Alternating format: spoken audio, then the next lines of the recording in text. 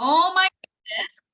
There she goes. All right, like just I had mentioned, we got to make sure we know that's happening. Hello, and welcome everybody. This is Rachel Vogt. This is a Good Girls Guide to podcast, and I am so unbelievably excited that we are in season 3 and we have guests coming back. This is just like one of my favorite things about the podcast because well, a numerous amount of reasons for self, but just validated by everybody else who's been listening to the podcast, letting me know that it's one of their favorite things to hear other people's stories. So if you want to connect with me, then you find the link tree in the bio, because you already know, like if you're here, it's because you resonate with something that I said, through intimacy, through mental and physical well-being, purpose and passion, spirituality, relationships in general, wealth, something to that effect. So if you find the link tree, you'll find the ways for us to connect through one-to-one sessions and empowerment classes. There's free ways for you to connect with me as well through my consulting partnership with Pure Romance. If you are into that kind of thing as well, they got really great products for that journey. But today, the podcast, that's what I want to get into. So, oh my goodness, if you are in season 3 and this is not your first time listening, but is your first time watching, because I've never had that availability in a season, okay, you will know my dear friend Hannah, and she is back. This is, I mean, I don't know if you classify it as the third time. It's like the 4th go around, but it's the 3rd occurrence, I think. So yeah, so what we're going to do today is we're going to talk to my dear friend, and we're going to catch up with her, and then we've got some really cool stuff to kind of continue building upon, because the reason I was able to connect with Hannah, well, I mean, not the reason, but the reason I reached out to Hannah was because as I have humbly recapped that when I took a break from filming the podcast, I really didn't think too much of it, and then I was very gently nudged, quite literally, by some people who were like, hey, are you going to bring back the podcast? Are you going to bring back the podcast? And I was like, I don't know about that. But then by the end of 2022, if you're familiar with Spotify, they give you these really fun wrap ups. So they tell you what you've been listening to. And in addition to X Ambassadors, which is my favorite band of all time, we had a lot of, Baby Shark crap thrown into there in the recap this year. But of course, the best part was that I got a recap on the podcast, which was very humbling, because I hadn't even launched a whole new episode the entire year, but it talked to me about increased viewers, and most importantly, the #1 talked about episode, which is still to this day about pegging. So naturally, of course, I thought, man, I got to reach out to Hannah and see if she would do an additional podcast. But most importantly, because you've had a lot happen since the last time we did a podcast. So that's what we're going to start with, is I'm going to have her give you just a life update, and then we'll move into relationship conversation, I think. Yeah. For sure. Yeah. Tell them about yourself, girl. Yeah. Hello, everybody. My name is Hannah. You can find me in the Good Girls Guide Facebook group. I am Hannah Joy on Facebook. If you feel like following me on TikTok or Instagram, I am Hannah Joy Joy. And I think the last time we recorded was early 2021. I think it was later that summer that our last episodes are 3-part Shades of Gray, a non-specific number of Shades of Gray episodes came out. And actually, yeah, there was something very new in my life at that time that I did not disclose. It didn't really come up on the podcast, although we did kind of touch on the subject tangentially, which was that at that time I was in my first polyamorous relationship of my marriage. And that relationship is still going, and it's very successful for a first one out the gate sort of thing. So Rachel very kindly asked me to, can I talk about that? She got to meet my partner briefly over the summer when I stopped by in Lincoln to pick up a truly ridiculous number of bottles of Body Dew. I think it was like 14, because I moved to Wichita and I moved away from my Body Dew dealer. So now when I'm in Lincoln and I'm like, hey girl, stock me up. I got tattoos I need to keep fresh. Yeah, so that's kind of the biggage new thing from my life. There's been a lot of learning throughout the course of that relationship. Right. So for your marriage, your legal marriage, right, with your husband, tell them how long you guys been together and how long you've been married. Yeah. So we have been together for 5 years. Actually, in like 4 days is the 5-year anniversary of our first date. And we got married in October 2020. Woot woot, pandemic bride. 0 out of 10, do not recommend. So we're at a little over 2 years in our marriage, about 5 years together total. And then of course, for me personally, I've been, as we've talked about before, in kind of the kink and BDSM community since I was about 19. And there is a massive, massive overlap of polyamory within that community. And I think part of it is that when you are in kinky behavior, or you're involved in kinky behavior, I think there is kind of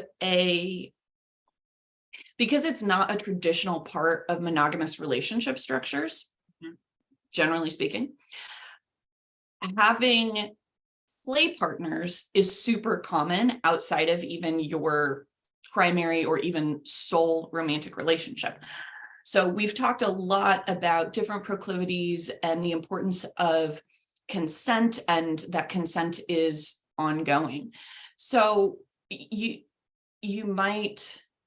it's very common that maybe I like to bottom for something that my top doesn't know how to do.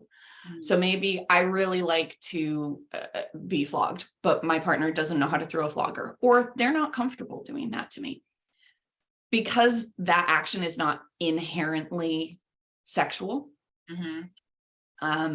it's very common to have that be a different person. You have a different play partner.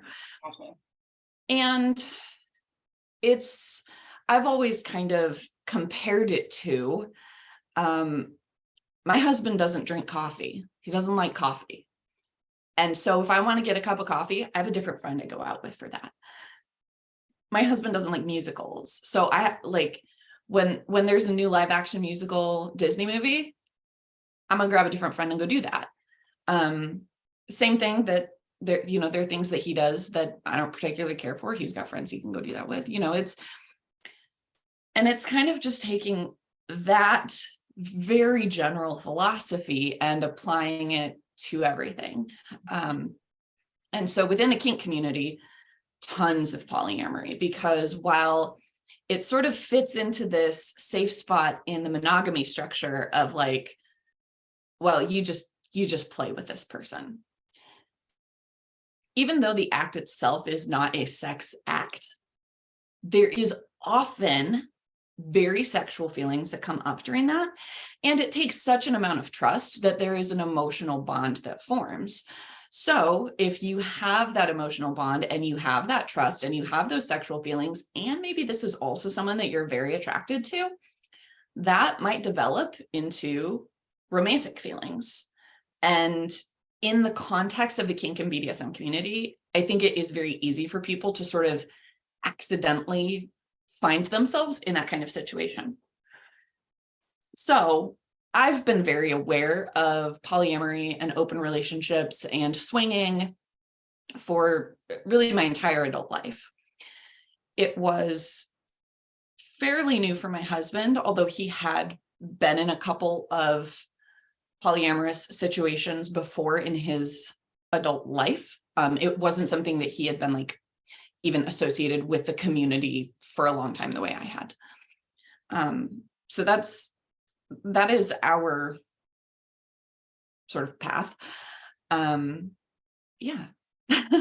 So like what you're saying is like, it wasn't necessarily a revelation one day. You're just like, I want another partner. And very clichély, as other people would view this, as somebody wakes up one day and says, I want an extra boyfriend, which is not what it is at all. Mm-hmm. Your particular relationship, it was an understanding that it's not an actual relationship that you were after initially. It was just a play partner. Is that what you're saying? In my case, that was definitely what happened. And it was not in a BDSM way. So I did talk with both of my partners, and they gave me some outlines of what they would like me to not talk about, which is mostly the nitty-gritty of our sex lives, which is fair. What I will tell you, though, is my husband is asexual and aromantic. And that is something that he has learned about himself since we got together. So at the beginning of our relationship, we did have a pretty typical relationship, lots of kissing, lots of sex, the way you do when it's new, and there's dopamine and oxytocin and everything just like feels so good. And once we got past that part of the relationship, he started to kind of realize these things about himself. And I am a very sexual person. So it was something that, we had kind of each had our own outside experiences outside of our relationship with polyamory.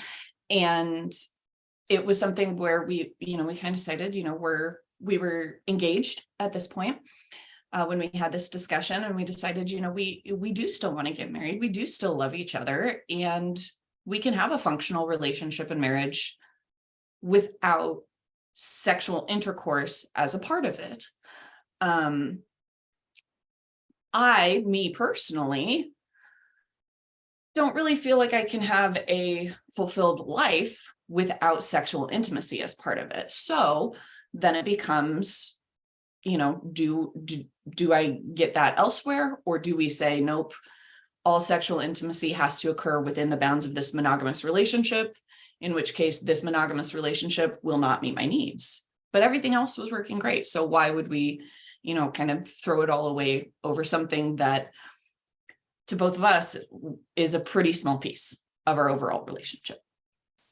So that was kind of where it started. It did very much. Initially, my expectation was, I'm busy. I don't have time for a relationship. I would just like kind of a friend with benefits, essentially. Because I am, I'm a woman in this world. So I'm not gonna go to a bar and pick up a dude and trust my safety to that stranger. I listen to far too many true crime podcasts to feel like that's a safe move. And no shade to people who do that. I just, it trips so many anxiety triggers for me. Going to a strange place with a strange person. And I just feel better when there's a certain level of trust in that relationship before I engage in sex with a person. It's probably a shade of demisexuality for me, that I just need to feel a certain amount of emotional entanglement, I guess. And I have always been someone who feels like you can have sex with your friends. That's fine. Like that does not have to be a thing that is restricted to romantic relationships. So I've had several friends with benefits partners during times in my life when I was single. And it tends to work out really well. In retrospect, having now been diagnosed and in therapy and medicated, that is a pretty strong component of my neurodivergence. It's very easy for me to just draw a line, and that's how my brain thinks about something from now on. So for me, sex is decoupled from romantic intention.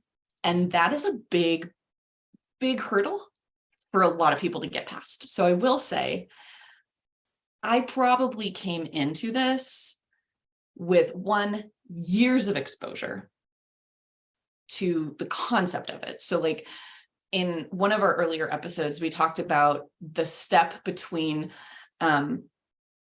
being ostracized and being accepted is being rationalized. And so for me, my rationalization step was I just saw it functioning around me all the time. And yeah, I saw messy breakups. I saw people leave a group. I saw marriages get destroyed. But you know what? I see that in my monogamous friends as well. Exactly. So it became very, very normalized for me. So I have that. And then I also have this element of my neurodivergence that just, I think I do have a predisposition that makes some of the deprogramming that you have to do with polyamory work a little bit more easily for me.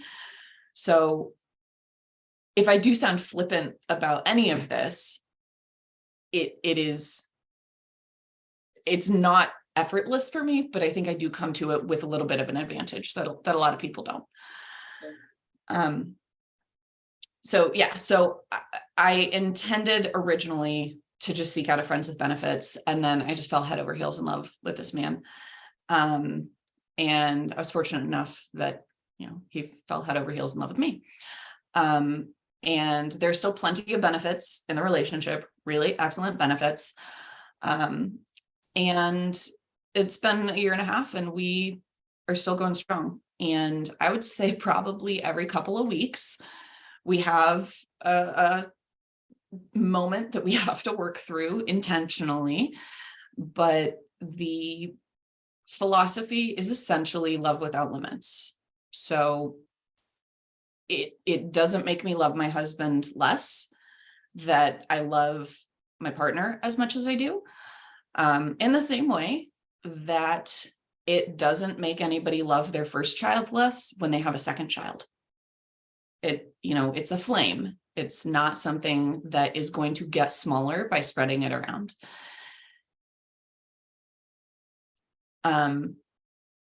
Scheduling wise, you got to be a little more careful because time is very finite, but love is not. So that's kind of the underpinning of the whole philosophy of our relationship dynamic. And there are several different versions of ENM, which is of ethical non-monogamy. Would you be surprised to hear it's a spectrum? No, not at all. But I think it should be beautiful that way. Yeah. So there are like a lot of things that fall under ethical non-monogamy. So like swinging, which is literally just both partners have another partner, and key parties, things like that. There is an open relationship model. There are different versions of it where, some have rules and structures that are, you can only date people that I approve of. There are circumstances where each person has their own relationships. There are circumstances where it's 3 or more people all in the same relationship. They're in like a triad.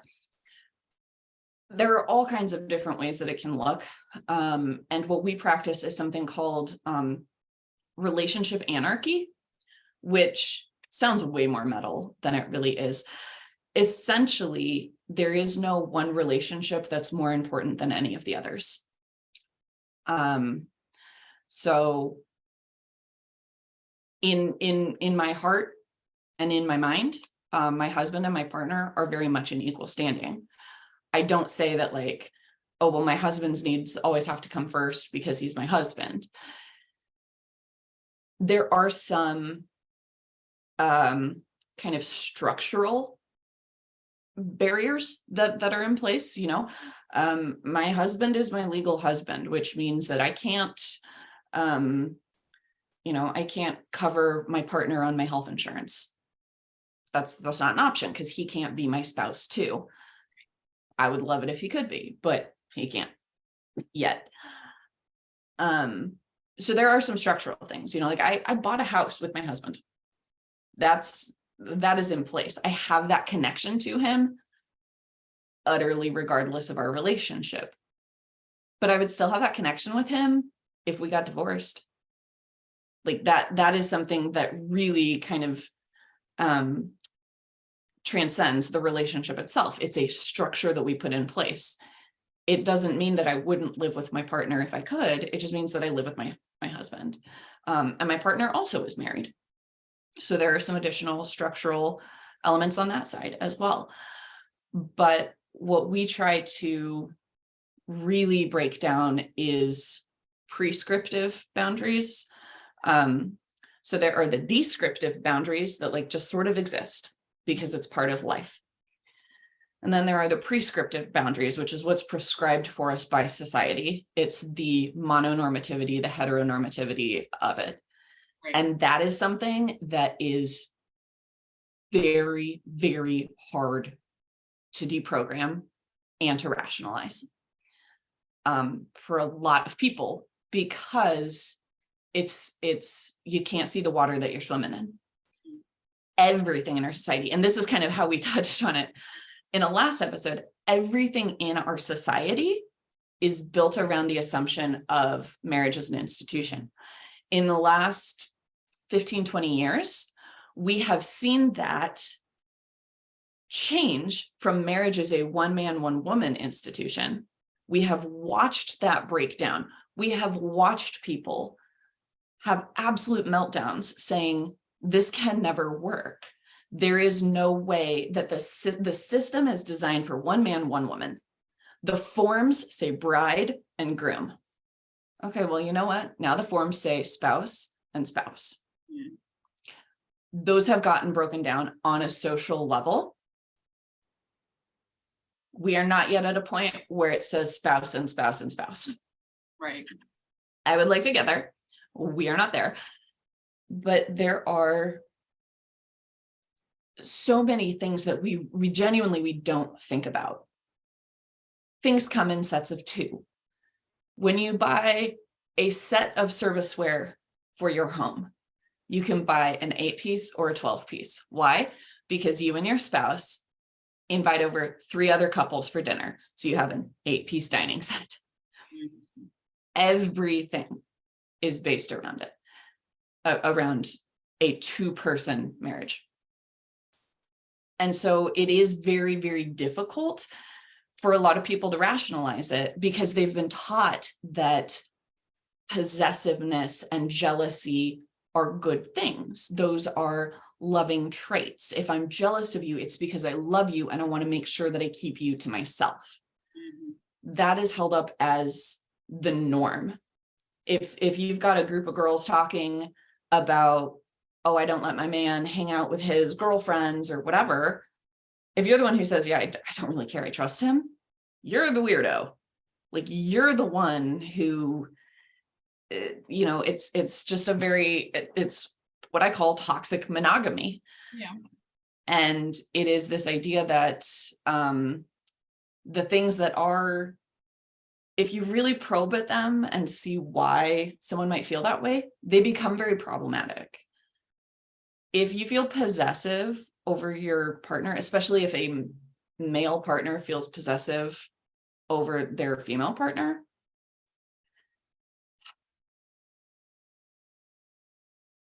a non-zero part of that possessive feeling comes from the fact that men are socialized, that if they do the good things and they are the right kind of person, they're rewarded with a woman. Like, the prince slays the dragon and then he gets a princess. Right. You go to college, you get a good job, you buy a house, the government will issue you a beautiful wife. And that wife will never stray because she belongs to you. Like, that is really where it comes from this idea of literal human ownership. Yeah. And if you dig into that, that's really not a good thing. That should not be how a person feels about anybody else. If you take the romance off of that, if you take those rose-colored glasses off and you start saying things about your friend that way, that's how stalkers write letters to actors. If I can't have you, no one can. Right. Like that, it's not healthy. And because we say, no, this is part of a romantic endeavor, we're taught that that is healthy, that that is normal. And so that's kind of a prescriptive barrier. It's the stuff that is prescribed for us. It is taught to us. And that, I think, is the hardest part for a lot of people who are either new to polyamory or are not even involved, are just looking at it from the outside going, ooh, that's weird. Yeah. Well, because what you had said is that, you know, it's taught to us as the normalcy. And I think that is true. But one of the things that I always like to tell people and reiterate in any instance that's unavailable as an example is like, it's not actually that it's normal. It's that it's common. And that's the difference, is that because, again, it's the most common thing that you saw all the time. That's what your brain derives as quote unquote normal. But normal is anything that we want to be doing as long as we're safe and consenting. But we just, again, group majority as what is normal. And it's not true. And then just as an example about what you were saying too, you know, like you probably might be, I mean, you might be able to relate to this. When I was growing up, the divorce rate was becoming fairly new. Like it was happening more and more frequently. It wasn't like taboo, like people, you know, you would never get married again kind of feeling, but it was definitely like, I can't believe they got divorced. I can't believe that happened kind of instance. And so many more single mothers that I witnessed growing up, I don't know why, maybe because I'm a woman, but I don't really recall many single dads nearly as much as I had witnessed single mothers. But again, it's just another prime example that becomes more of our cultural commonality, which we then deem as normal. There's still a lot of stigma behind being a single mother, but the shift is happening where it's more people know that not all women are on state assistance just because they have children without a husband and all of that. But also then all of that conversation deconstructing from what you were just talking about again, because women get nothing. They never had anything. They had to get permission to get a divorce, let alone a credit card and so on and so forth. So we're coming out of that deprogramming just in that same mark. And the only reason I wanted to bring that up is because what you said was just so poignant and so truthful, because it is that way. I say this to my clients and at parties often that in 5 to 10 years, I don't think we'll have sexuality. I think that the rule will become that you're attracted to who you're attracted to. There is no bi, there is no pan, there is no hetero anymore, but it's going to take a long time and we have to get really comfortable with just being attracted to a soul and not a body part. And it's going to take some time around that, but it's the same philosophy, is that your thing is now the new single mom thing. Does that make sense? Right? It's been around for friggin' ever, but we're just now talking about it in normal conversations, or I should say everyday conversations, because it can be a normal. It should be a normal as long as you're safe and consenting and everybody is agreed to it and is happy. It's that simple. Yeah, it absolutely is. And I think there's always a lag. There's like a tipping point where as a society, we're going to move a lot more slowly because not everybody agrees. And at a certain point, you just kind of like pull more and more people over until you have, a majority, and then you pass laws, and then, it's the law of the land. Right. And that was something that we saw with gay marriage. It's something that we saw with legalization of marijuana, decriminalization of marijuana, depending on what state you're in. It's something that we see where it happens state by state. Gay marriage was legal in, I think, one form or another in 19 states before the Supreme Court decision. I think marijuana is legal in one form or another in like 30 some states. I mean, and with the 2018 Farm Bill, you can get Delta 8 THC anywhere. Right. So there's still a ton of people though who are very, very anti marijuana. You know what? There are still people in the world who are very anti interracial relationships. Yes. That was something that had to be broken down, because it used to be that marriage was not just one man, one woman. It was one man, the same color as one woman. And that was the only way you could get married. That got broken down. And so there's this much slower move of the society as a whole, and certainly of the public institutions that come along behind it. So a lot of the people, I'm out to almost everybody I know. And the people that I'm not out to, it's literally because it just hasn't come up. Everybody at work is aware. My friends are aware. My partner came with me to the 4th of July this year and met my whole family. So I'm as out as I really can be. And so within my social circle, it's not even a question. It's not even an issue. I don't get a raised eyebrow. I still can't marry my partner because I'm married to my husband and he's married to someone else, or my partner's married to someone else. Okay, there are too many pronouns here now. Sorry. Okay. I'm just going to say my husband's name is Anthony. My partner's name is Ray. Yeah, there we go. Anthony and Ray. So I'm married to Anthony, and because of that, I can't marry Ray. Also, Ray's married to someone else, so he can't marry me. Right. So there are these structural things in place that still exist because it takes longer for society as a whole to move forward than it does for any one person, which is good because it prevents truly extremist views from taking over majority voice. So that is a good thing in the long run. In the short term, though, it does mean that you've got this kind of weird middle ground where I'm doing something with my life and my marriage that is on a social level really still quite taboo. I was actually asked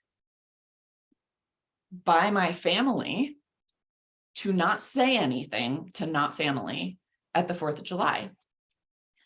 And I was like, okay, yeah, I can do that. I can respect that. I'm not going to be, I was basically asked to not be, I was the kid who was told, like, it's okay that you're gay. Just don't make a big deal out of it. Like, just don't tell people. It's fine. It's okay. Bring your boyfriend. Just don't tell anybody that that's who he is. So that's what we did. Now, I will say, some neighbors of my parents who have absolutely met my husband were there. I have no idea what they thought. They probably assumed that either they slightly forgot what my husband looked like, because one fun thing about polyamory is if you have a type, it becomes very quickly apparent. That's what.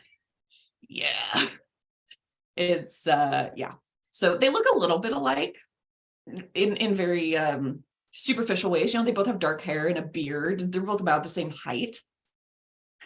So maybe the neighbors just thought maybe they forgot what Anthony looked like, or maybe they just assumed that I had gotten divorced and this was my second husband. I don't know. Yeah.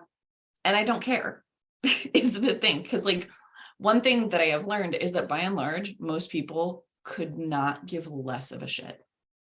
Yeah, I would agree.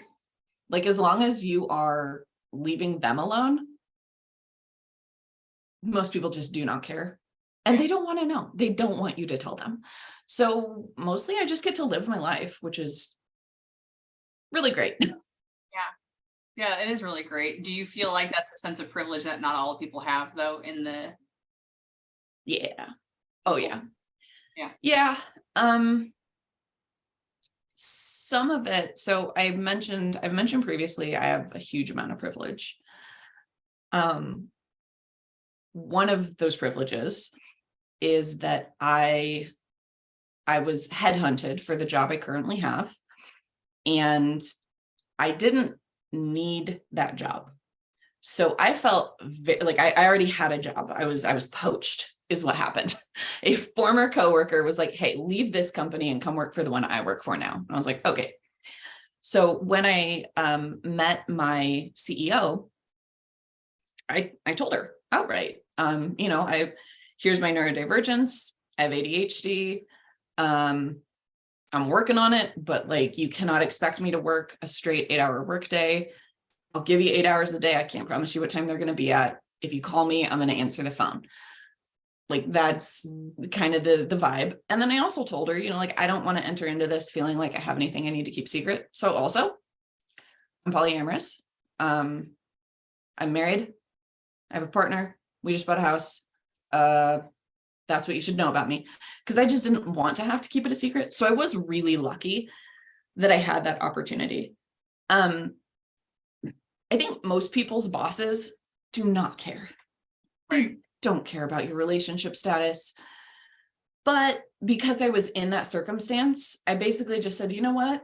I want to start this off not worrying. Because very early in my relationship with Ray, we got a temp worker at my office, and her desk was immediately across the hallway from mine. And I found out a few weeks after she started that she was the girlfriend of Ray's next door neighbor. And so suddenly I was just like terrified every time I was at work. Like, oh, I have to not, like, oh, you cannot come pick me up when we go to lunch. Like, I need to come meet you. It just got it was very uncomfortable. I felt like I was hiding, and like I was mostly like I was about to get caught at any second. I didn't like that. So I had this opportunity, and I said, you know what? I'm out to everybody else in my life. I want to be out at work, and this is what it is. And it's gone fine. Because again, no one cares. But it just lets me feel more comfortable. And one of the things that I try to be is very authentic. And part of that is because I have no filter. Mhm. I mean, I have a filter, but I try to use as little of it as at a time as I can. Because I would just rather speak my mind. I resonate with that. Because a lot of times, so like in my Zoom background, I have these art pieces. When I am here, I'm at home right now. These are my husband's. This is my husband's art. They're his prints. He drew them. I got them printed and framed, and they're in my background. I sometimes work at Ray's house, and in the background there is a giant gold piano plate. And he's a piano technician. He repairs and restores antique pianos and player pianos. And that is the decoration in his house. And so it is very common when I am on a Zoom call with somebody at work, they will ask me either about the moose or what the heck is that thing on the wall behind you? And because I'm out at work, I can say, oh, this is my husband. My husband's an artist. This is his work. Or, oh, I'm at my partner Ray's house. He's a piano technician. And that's what the inside of a piano looks like. Bet you didn't know that, huh? And so I get to be just completely myself in those moments, which, I don't know, makes me feel better about the moments when I would like to cuss at somebody. And instead I say, sure, I'll get right on that. Yeah. Yeah. Well, and what I'm resonating with is like, when we're talking about this level of privilege it's just to exist. Right. And we both know, like, especially with the conversation we were having earlier between being a woman or being a person of color, a minority, or somebody that isn't, it's differently abled, any of those kinds of things, they don't get to just purely exist. There are obstacles and barriers to them simply just being here. And I think that your story is a very beautiful one to be able to say. Not only do you get to talk about it with such confidence and ease, but it is your true authenticity. And that is when people shine the brightest, when they can literally, you're just comfortable being you. And then there's a difference between you being comfortable being you versus being accepted societally, being comfortable. And those are two different things. And to be able to have both of those things, everybody deserves it. But we have to be talking about it. It is a fine line. Here's what here's my squirrel moment where I'm going on that. It's like, it's a fine line because it needs to be talked about, because those are the things that start to tip over the other people who are on the fence about, like, I don't know if I can accept this. It seems really kind of out of my norm. Right. If you were to see a complete stranger who you'd never met, you don't know their story, it's easy for you to put a barrier between that and understanding that perspective. But if it's somebody that you know, love, and work with, and whether you knew about them before or later down the road after you already invested, which doesn't make a difference, it's the same kind of concept, is that, oh, but my dear friend Hannah is in polyamory and she's answered all my questions and I feel safe about that. I'm not threatened by what her situation is. So Derek down the street, who's in a triad with two dudes, that's pretty cool. I should see if they want to have a barbecue, like that's what it is.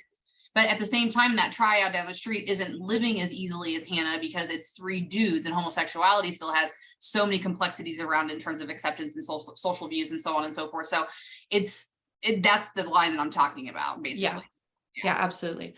And that is like, I think I've said it on every episode we've had. I am a 30-something college educated, middle-class white woman. Right. Same. Cis woman, white cis woman. I knew I missed a privilege flavor in there.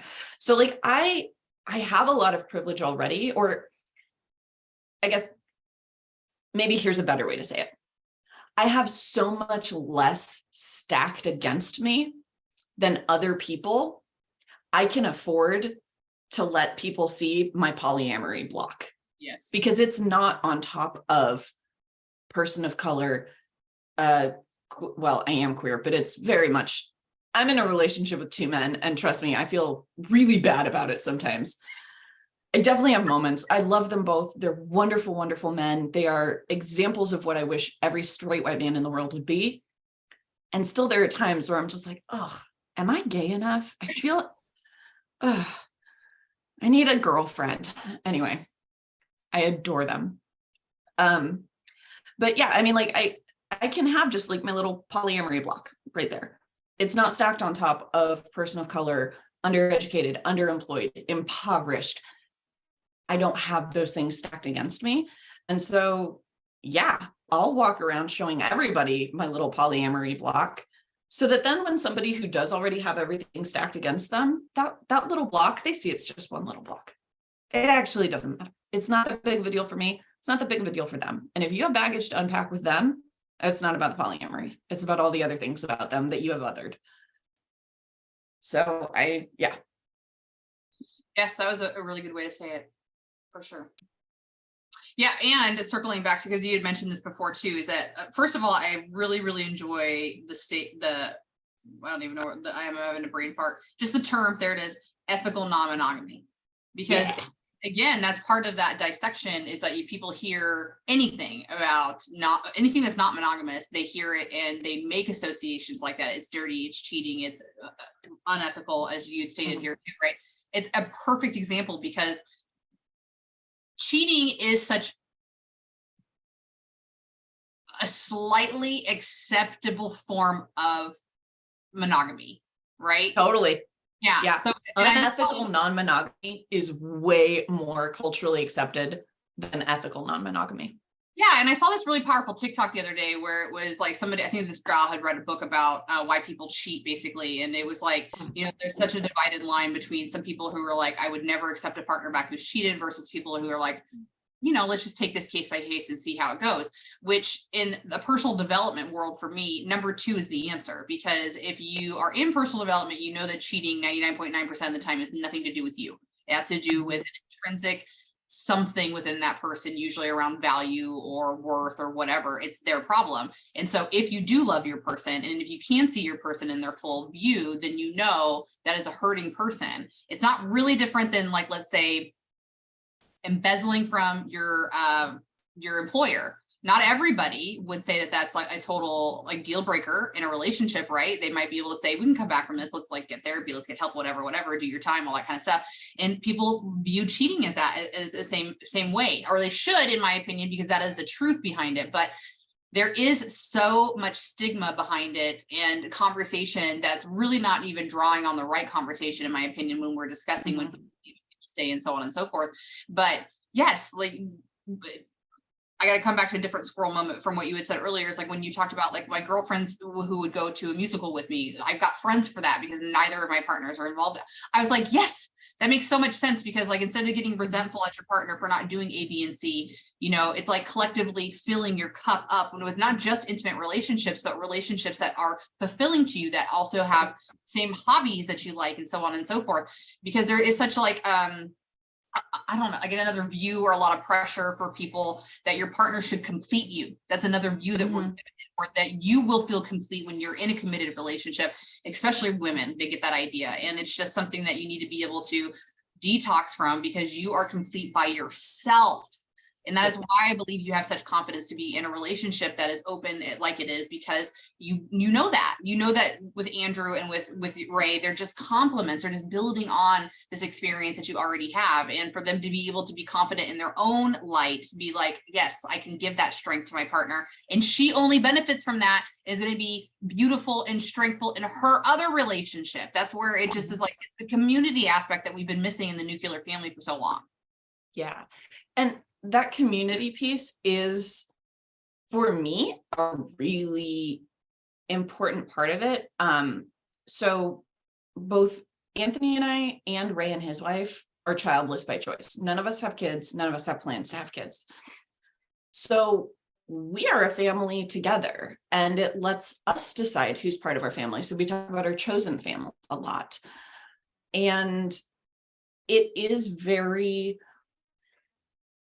I don't know, it's very wholesome. Like, people tend to hear about polyamory and assume that it's all about the sex, and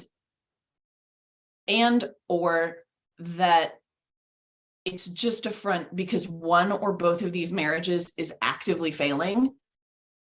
And people do tend to assume that I'm just sort of openly cheating on Anthony, and soon Ray and I will each divorce our partners and we'll get married to each other. And that's not the plan.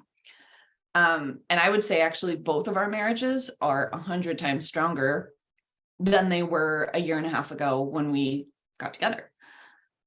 And a big part of that is therapy. Yeah. Because one of the things about, okay, so a really common, I guess, topic or style of TikTok that I've seen a lot recently is the POV of someone coming out of a toxic relationship and entering a positive relationship.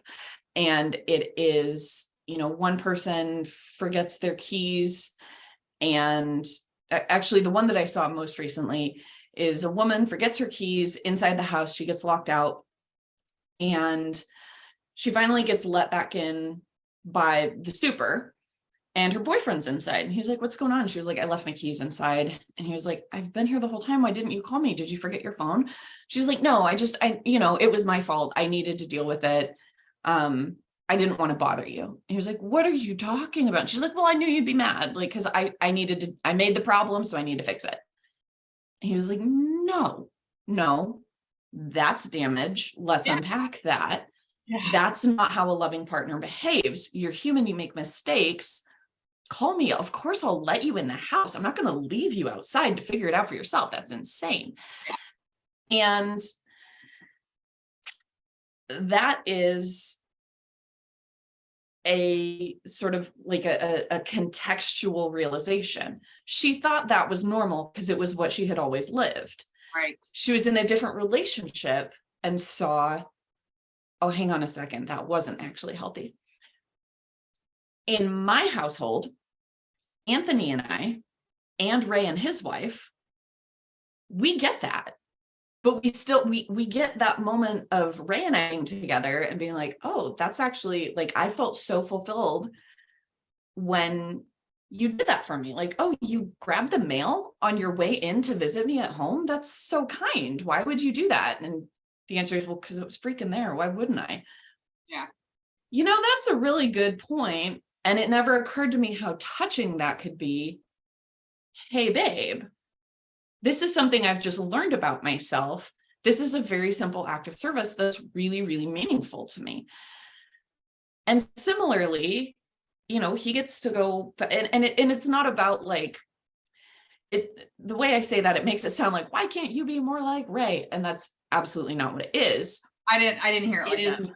It is more that, like, in being a different form of fulfillment for each other, Ray and I are each learning about ourselves, what it is that really drives us and fulfills us. And then we're able to take that back to our other relationships and kind of spread that knowledge and spread that wealth. And likewise, both of our partners are able to say, hey, here is something that, that makes me feel fulfilled. Like they are learning that that's something that they get to do. Everybody gets to voice that. Everybody gets to say, hey, here's something that really meet a need for me that either isn't being fulfilled, or that, like, I literally just found out it was there. It's never been fulfilled until this moment. And it makes me so happy. And it can be very little things. Like, I've recently learned I love forehead kisses. Mm-hmm. I've never really dated tall partners. But both Anthony and Ray are over 6 foot. And I'm kind of a shorty. I don't know, 5'4", 5'5", somewhere in there. I think it's actually the actual average for adult women. Thank you. But I'm kind of a shorty compared to them. Anthony's not really much of a forehead kisser. Ray is. And I have learned that the fact that he doesn't have to move his face, he can just like kiss my forehead. I feel so safe. And I turn into like a little star-eyed anime girl because it just feels so lovely. And I'd never known that about myself before because it had just never come up. Yes. So now that's a thing that I know about myself. And I can share that with other people in my life that, hey, this is a thing that makes me feel really safe and comforted and loved. And you can do this if that's a thing that you'd like to send that message for me. And yes, I learned it from my other romantic partner. But that doesn't change that it would also be meaningful coming from this romantic partner. Correct. And it also doesn't mean that my partner was lacking because I didn't know it 5 minutes ago. So I didn't have an expectation that my partner did. So yeah, I get what you're saying. It just is the same philosophy of, You know, like if you learn knitting from your friends and never from your parents, if your brother taught you to cook and your parents never did or whatever, it's the same philosophy of building again on that community, because that brainwashed notion of nuclear family is hyper independence. And if I'm asking for help, there's something wrong with me, versus if we were all really collectively smart, we would only buy one lawnmower and you'd mow your lawn on Monday and I'd mow it on Tuesday and you'd mow it on, you know, that kind of philosophy again, coming down to that understanding. And again, richness in relationships, but just in awareness. Because again, I really like the fact that you and Anthony simply did not know that you liked forehead kisses, because it just had never crossed your mind. It's that I think about that when my husband will do something and I'll be like, I feel like a jackass. In the 10 years we've been together, I've never done anything like that for him, or never asked him for anything like that. But he just thinks differently than I do. And I know that he appreciates something like the way I write sticky notes and put them all over the house for the kids and for him, because that's my love language, is the gift of writing. And he just is the gift of compassionate thinking. It's just different. It's not wrong. It's just different. It's make me less than a partner, because I don't remember to text him every time I come home and say, do you need something, in the same way that he does. It's just different. Yeah. And that, so you just said something that has become very much our just like neurodivergent calling card. So I'm not going to get deep into the weeds on this. I mentioned that in the last year and a half, Ray and I, like, we have at least every week or two a moment that like we really have to stop and do some emotional labor. Right. The majority of that, not all of it, but the majority of it is that among all of us, Anthony has dysthymia, which is persistent low-grade depression without specific cause. I am ADHD. Ray is ADHD and OCD. And his wife was diagnosed last year with borderline personality disorder, which is a rough one. There have been some, I will just say, severe moments of challenge. And the fact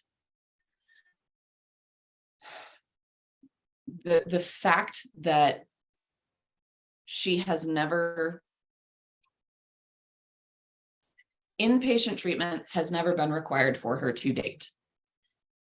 And that is absolutely only because she's been in therapy for years. He's been in therapy. I'm in therapy. Anthony's medicated. Like, the only reason inpatient care hasn't been required is that we are all very, very highly resourced when it comes to mental health. We come to the table with a shitload of tools. And the only reason that is relevant specifically to the BPD diagnosis is that that is a very challenging illness for someone who is in a polyamory relationship, because one of the biggest symptoms is fear of abandonment. And how much greater a fear of abandonment can you have than watching your spouse fall in love with somebody else? Right. So I will say this. Polyamory is hard in general. Ethical non-monogamy is difficult because we are all so deeply programmed to believe in monogamy and to see only monogamy and to see everything that isn't monogamy as wrong.